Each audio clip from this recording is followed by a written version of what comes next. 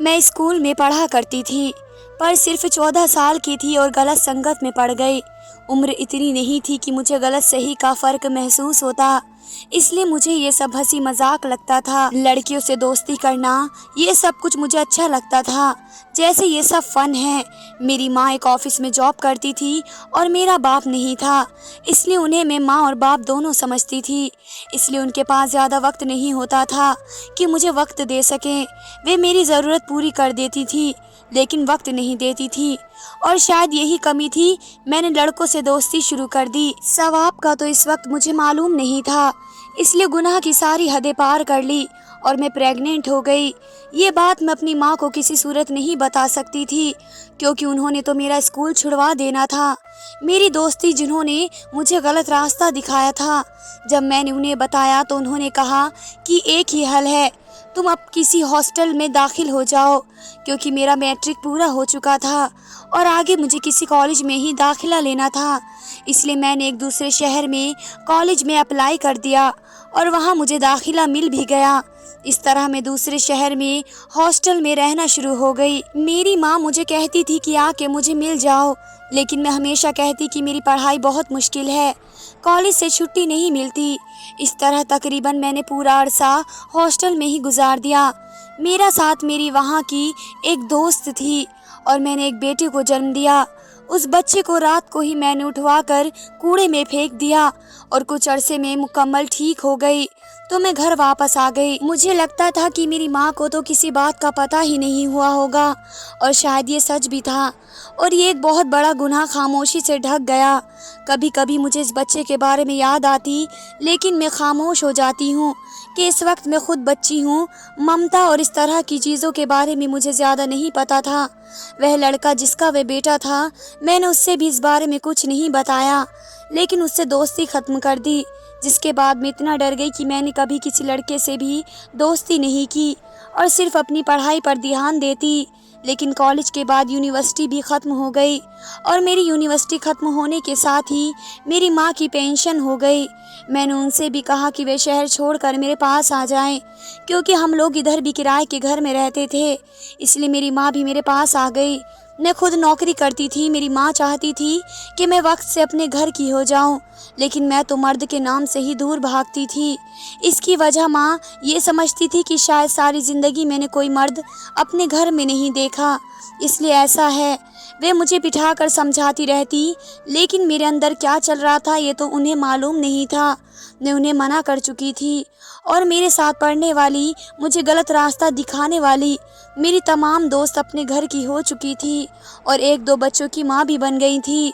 जब मैं उनके हाथ में उनके बच्चे देखती तो मुझे रो रो कर अपना बेटा याद आता, लेकिन शायद वे लोग इस वाक्य को भूल भी गए थी, क्योंकि किसी ने भूले से भी कभी जिक्र नहीं किया उस बच्चे का।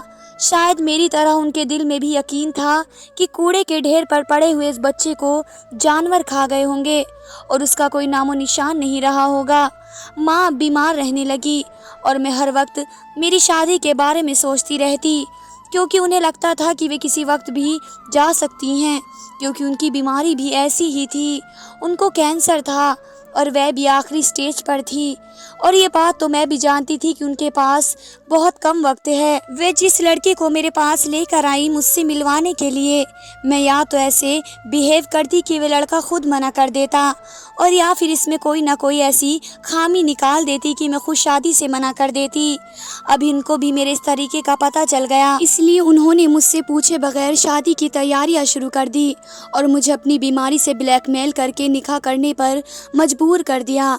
मैं भी मेरी माँ की मोहब्बत के आगे मजबूर थी, इसलिए मैंने शादी के लिए हाँ कर दिया और शादी सादगी से हुई। और मैं सिर्फ इस डर में थी कि शादी की पहली रात कहीं मेरी शादी न टूट जाए, क्योंकि मुझे वक्त ने सिखा दिया था कि जब बेटियां कोई गलती करके घर आती हैं तो माँ को पता चल जाता है, लेकिन वे खामोश रहती हैं। यही बेटियां जब ब्याह जाती हैं तो शादी की पहली रात उनके पति को पता चल जाता है और वह कभी भी खामोश नहीं होता। और वह गुनाह के कितने साल गुजर चुके हों, लेकिन पलट कर ज़रूर आता है और ज़िंदगी तबाह करके चला जाता है। मुझे यही डर था जिसकी वजह से शादी नहीं करना चाहती थी, लेकिन माँ की मोहब्बत ने मुझे मजबूर कर दिया। शादी के दिन मैंने खुद को धमाके के लिए तैयार कर लिया था।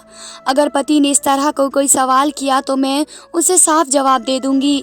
इसके बाद अगर उसने मुझे छोड़ दिया तो कोई बात नहीं, क्योंकि मैं खुद इतनी काबिल थी कि मैं सारी ज़िंदगी अकेले गुजार सकती थी।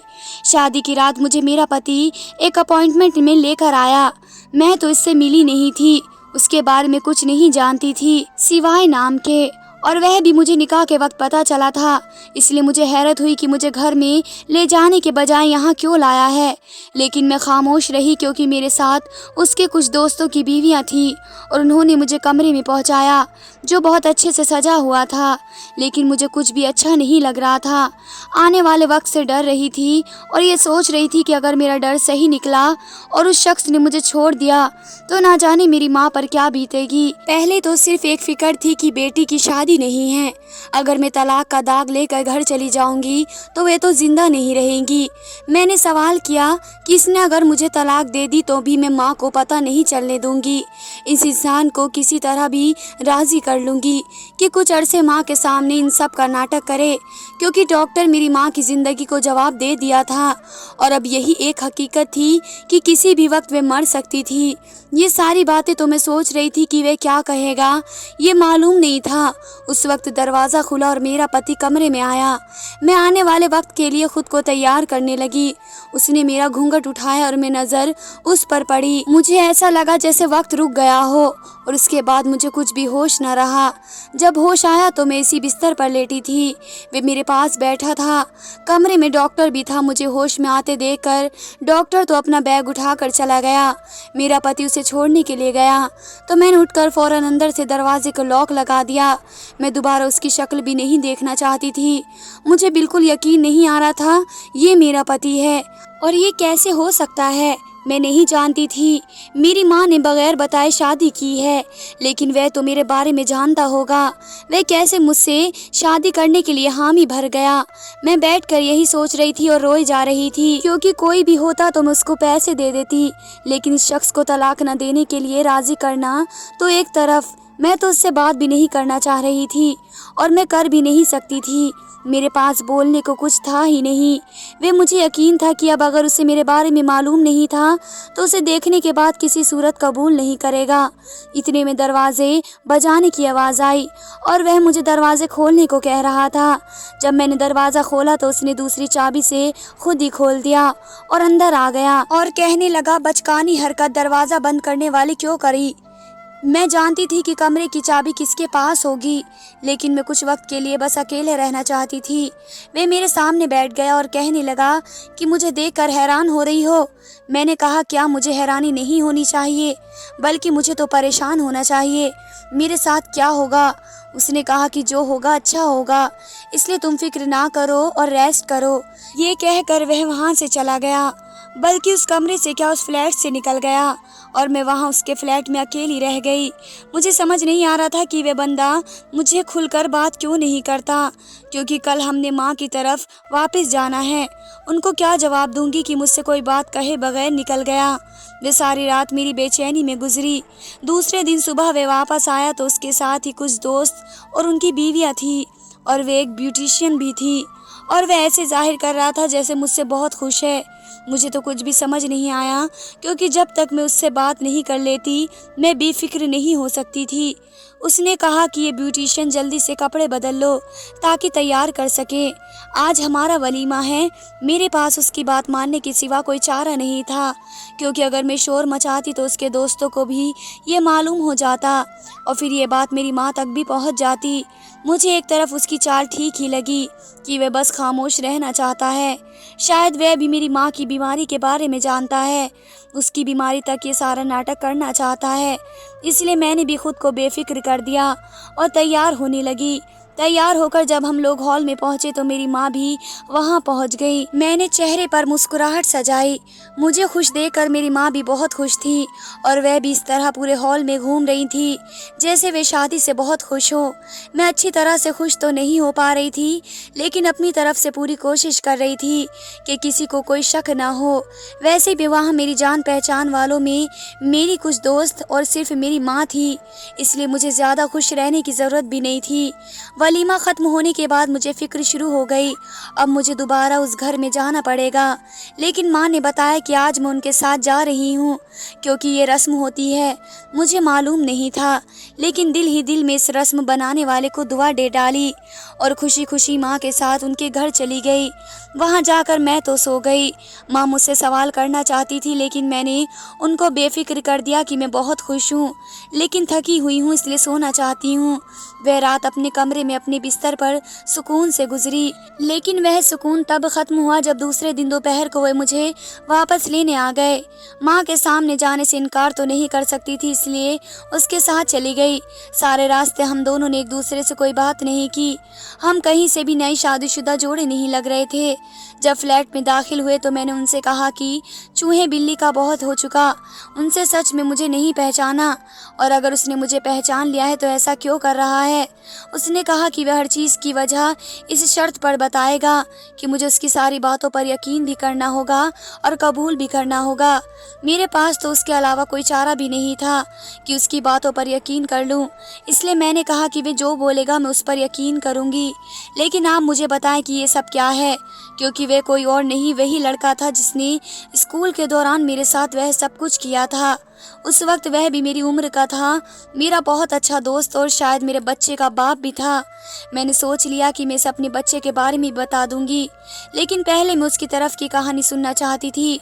उसने बताया कि वह वक्त जब उन लोगों से गलती हुई उसे भी अच्छी तरह याद है, लेकिन वह तो उसी वक्त नाबालिग लड़का हुआ करता था और उसे मालूम ही नहीं था कि वे लोग कितना बड़ा गुनाह कर चुके हैं। लेकिन उसके बाद जब मैं अचानक से गायब हुई तो उसने मुझे ढूंढने की कोशिश शुरू कर दी, लेकिन मैंने उसकी बात नहीं मानी तो उसे लगा कि मैं उसको भूल गई हूँ और कोई और दोस्त बना लिया है, इसलिए वह अपनी ज़िंदगी में मग्न हो गया, लेकिन वह मुझे भूल नहीं सका। कॉलेज के बाद यूनिवर्सिटी में कोई भी लड़की उसकी तरफ हाथ बढ़ाती तो उसे मैं याद आ जाती, इसलिए उसने किसी से भी दोस्ती नहीं की। वह तो बचपन की दोस्ती थी, वह सच में प्यार में बदल गई और वह हकीकत में मुझसे प्यार करने लगा, और वह नहीं जानता था कि मैं कहाँ हूँ, इसलिए यूनिवर्सिटी के बाद उसने मेरी तलाश शुरू कर दी। और उससे पहले कि वह अपने सारे काम छोड़कर मुझे ढूंढता, एक हादसे में उसके दोनों माँ बाप का एक्सीडेंट हो गया और वे दोनों इस दुनिया से चले गए और ये सब कुछ भूल गया। लेकिन उससे जल्दी ही उसे उस सदमे से निकलना पड़ा, क्योंकि बाप के बिजनेस पार्टनर ने बिजनेस में धोखा देना शुरू कर दिया, इसलिए उसे फौरन ये सब संभालना पड़ा।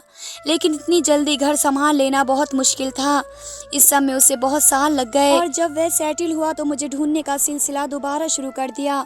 उसे यकीन नहीं था कि मैं अभी तक शादीशुदा नहीं हूँ, लेकिन उसे अचानक से वही दोस्त मिल गई जिसकी वजह से हमारी दोस्ती हुई थी। जब मैंने उससे तुम्हारे बारे में मालूम किया तो उसने बताया कि तुम्हारे साथ क्या हुआ है और यही कि तुम अभी तक शादीशुदा नहीं हो। मैं चाहता तो तुम्हारे सामने आकर तुम्हारा हाथ मांग सकता था, लेकिन मुझे मालूम था कि तुम कभी भी मुझसे शादी करने के लिए तैयार नहीं होगी, इसलिए मैंने अपने तौर पर तुम्हारे बारे में मालूमात हासिल करना शुरू कर दिया। और जब मुझे मालूम हुआ तुम्हारी माँ शादी के लिए कोशिश कर रही हैं, तो मैंने उन तक पहुँचा और उन्हें सारी हकीकत बताई कि मैं बचपन से तुम्हारा दोस्त था और अभी भी तुमसे प्यार करता हूँ, शादी करना चाहता हूँ।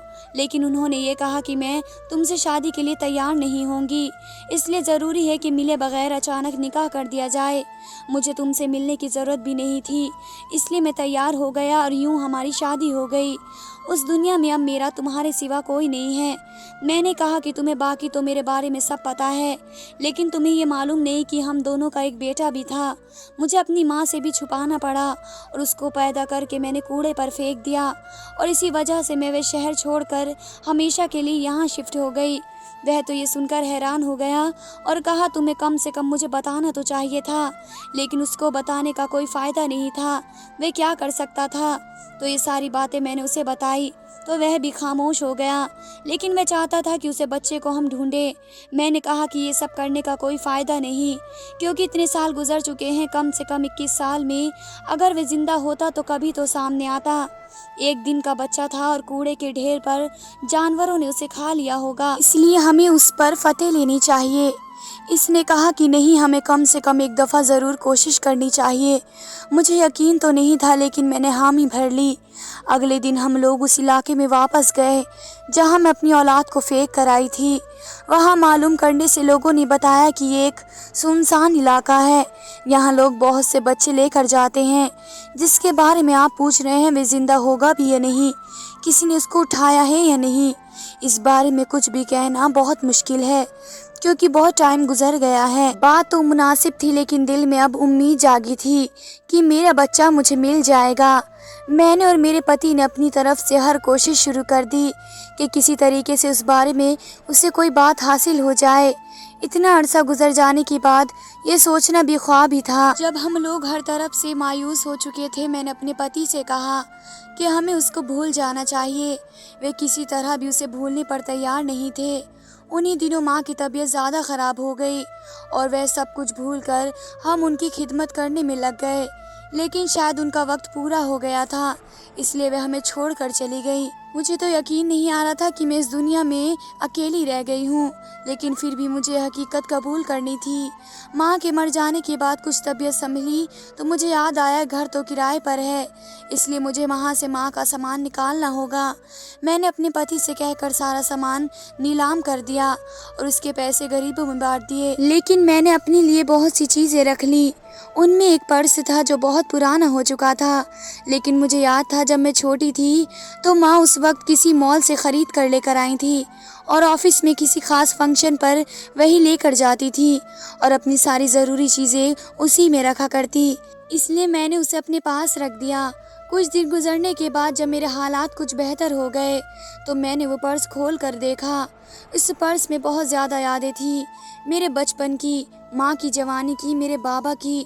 बहुत सी चीज़ें उसमें रखी हुई थी। उसमें एक लिफाफा था जो बंधा हुआ था, उस पर मेरा नाम लिखा हुआ था।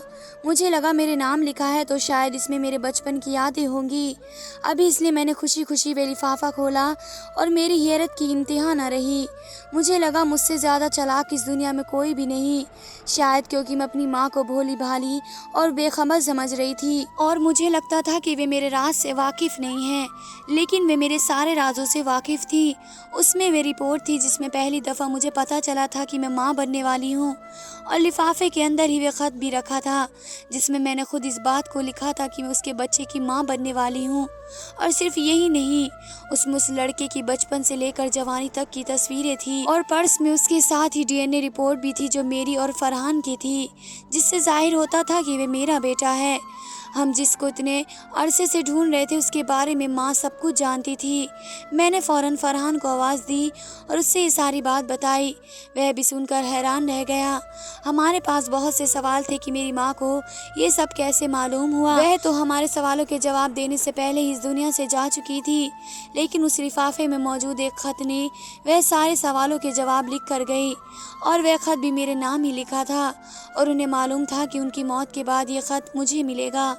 उस खत में उन्होंने साफ साफ लिखा कि पहली दफ़ा तुम जब इस लड़के से मिलकर घर आई, उस दिन मुझे मालूम हो गया था कि तुम कुछ गलत करके आई हो, और मैंने उस लड़के के बारे में मालूमात हासिल करना शुरू कर दी। लेकिन जब तक मैं इस लड़के के बारे में जानती तब तक तुम माँ बनने वाली थी। मैंने ही कोशिश करके उस कॉलेज में तुम्हारा दाखिला करवा दिया ताकि तुम दूसरे शहर जा सको, और वहाँ हॉस्टल में एक लड़की सिर्फ तुम पर नज़र रखने के लिए थी जो तुम्हारी वहाँ हर तरह की मदद करती।